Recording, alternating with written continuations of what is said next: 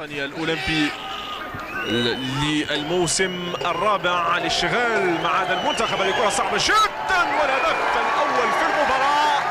الهدف الأول في المباراة ربما هو طيب الذكر، اللاعب الذي ذكرته قبل لحظات قليلة لهذا الرقم 10 ومن سجل الهدف كريم بامبو. من يسجل الهدف لاعب النادي الأهلي المصري رقم 10 ينجح في بلوغ الهدف الأول في المباراة.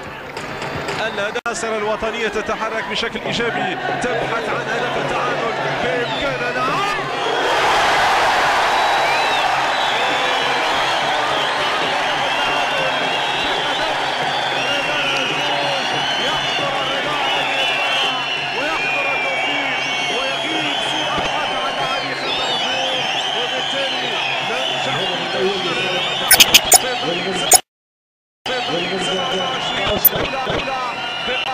بقدم رضا العجوج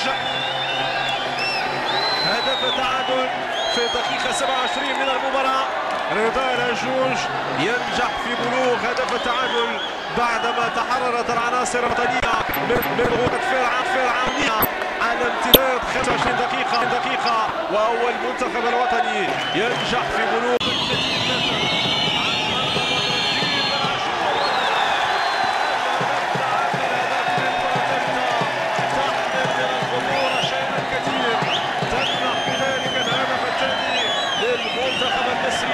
في مرمى العناصر الوطنية هنا في مدينة فاس.